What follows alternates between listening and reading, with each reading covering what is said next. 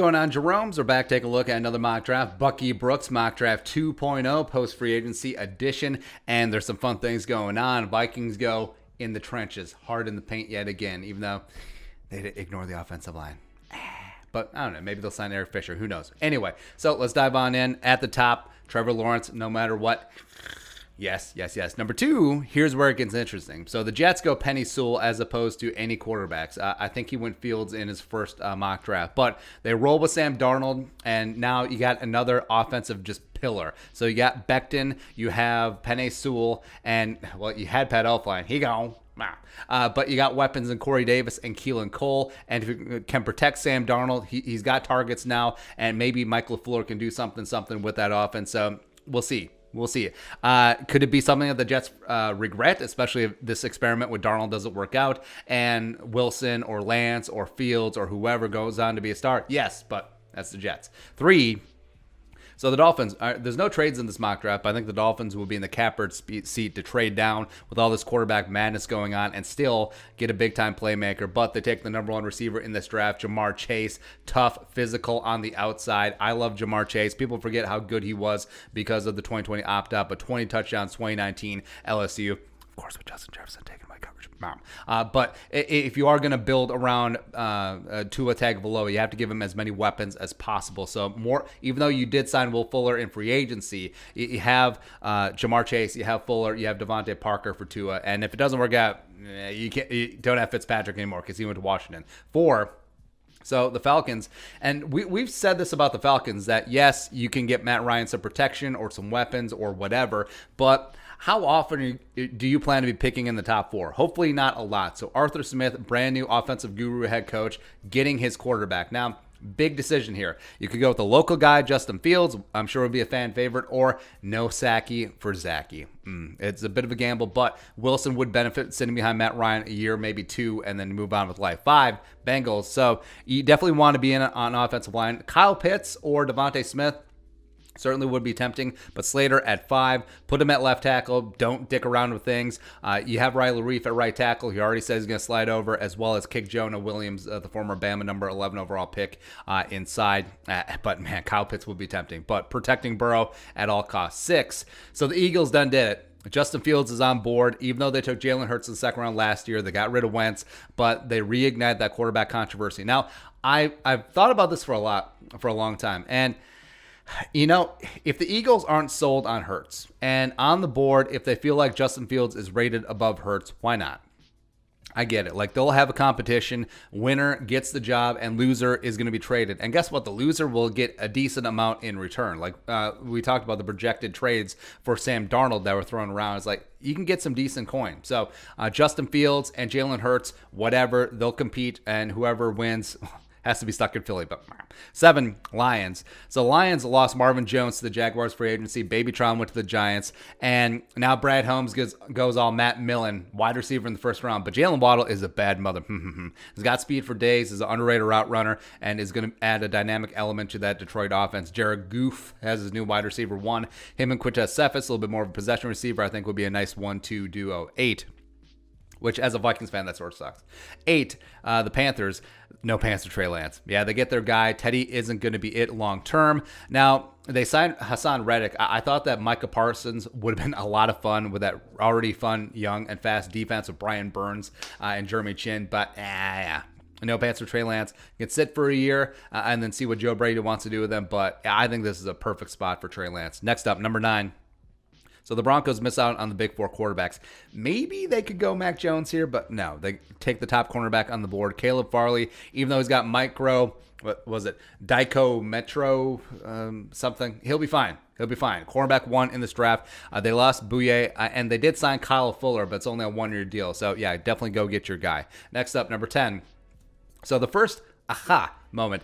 So AVT coming in at guard, and they do have a needs because Connor Williams, 2018 number 50 overall pick, no, 2018 number 50 overall pick, nailed it, has been booty at left guard. Elijah Vera Tucker slides in right there right away, and even though I think that he's a better guard, He did play some tackle last year and was solid. So maybe after this is estate planning for after Tyron Smith, after he ages out, maybe they kick AVT out to left tackle. Maybe. And a lot of mocks had the Cowboys going defensive back or cornerback, but they did sign Keanu Neal. They re-signed Jordan Lewis. So, yeah.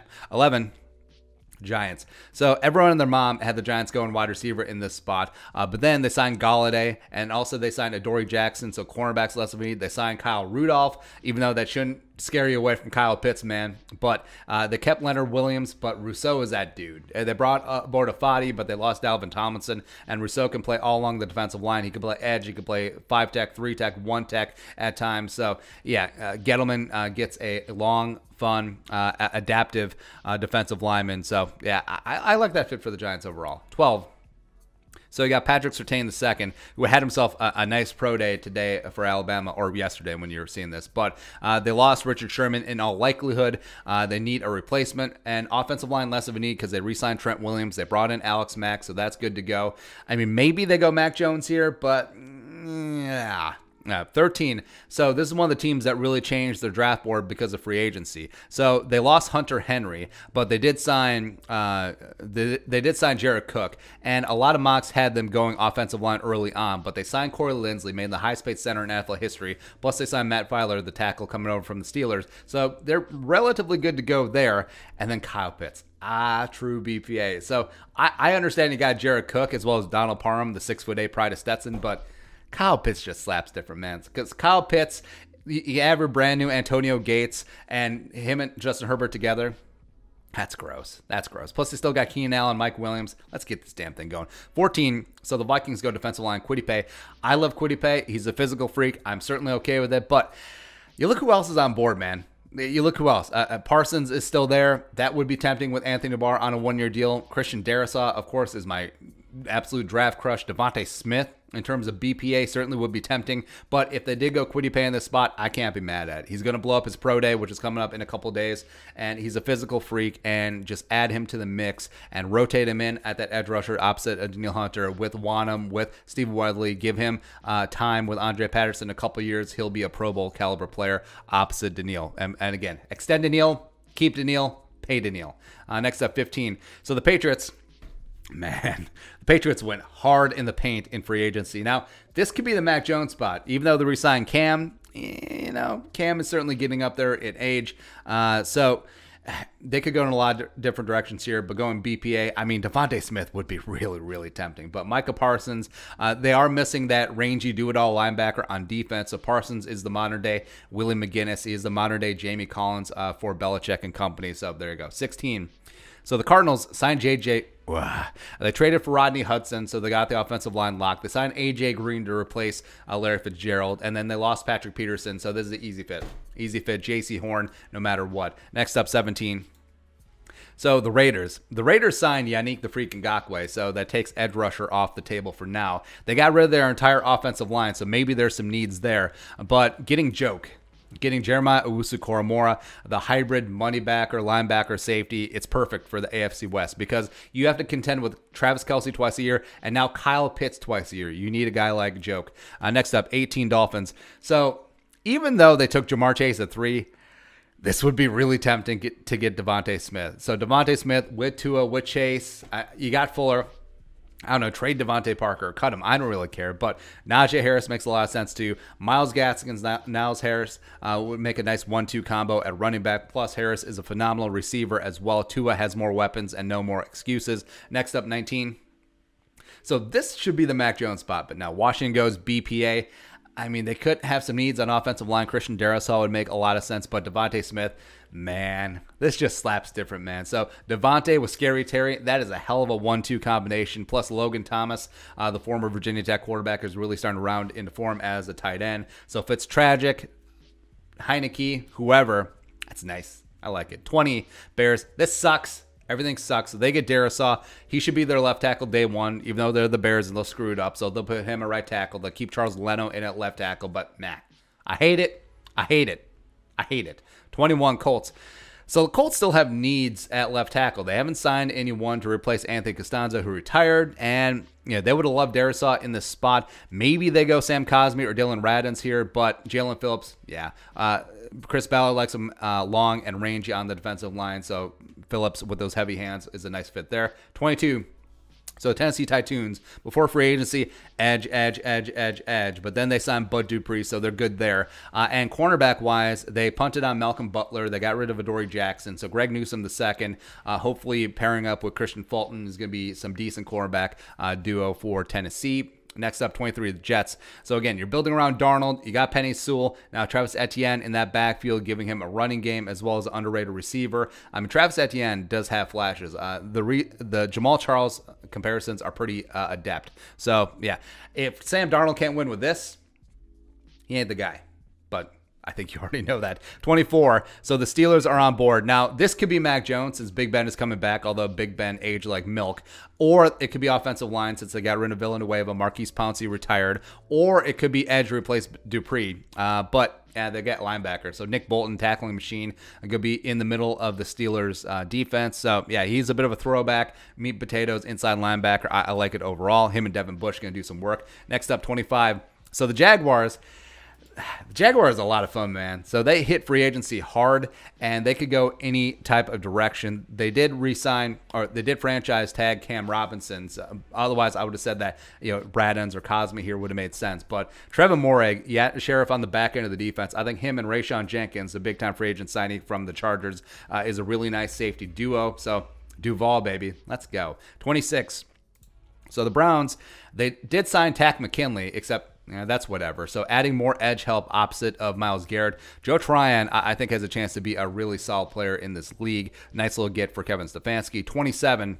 So the Ravens, damn, Eric DeCosta does it again. So they lose Yannick, they lose Juden to the Patriots, and they're going to get comp picks for it. And they get Azeez Ojulari, who's going to be, the modern-day Elvis Dumervil Von Miller hybrid. So great. I hate it. Stupid Ravens. Next up, 28. Oh, I hate this too. So the stupid Saints get stupid Zaven Collins. Zaven Collins isn't stupid, but now I have to dislike him, which sucks because I love Zaven Collins. He's got size. He can rush the passer. He can cover as the day is long. Like, his coverage skills are up there with jokes. And that is no joke. Yeah, but Zaven Collins, now I have to hate you. It's unfortunate. 29. Now I have to hate Jalen Mayfield. Redshirt sophomore, man-child out of Michigan. Now, they're probably picking him up to replace Pretty Ricky Wagner at right tackle. I don't think you want to kick Billy Turner out there. But they should go wide receiver. Rondale Moore, Kadarius Toney, Elijah Moore, Terrace Marshall Jr., Rashad Bateman all on board, but They did re-sign Kevin King, and for that we thank you, by the way. Next up, 20... Oh, where are we at? Oh, 30. Bills. So the Bills kept Matt Milano, linebacker. They signed Emmanuel Sanders at wide receiver, replaced John Brown. And Molden is that safety cornerback hybrid that you do need if you're going to match up in the playoffs against a team like the Chiefs. So that makes sense.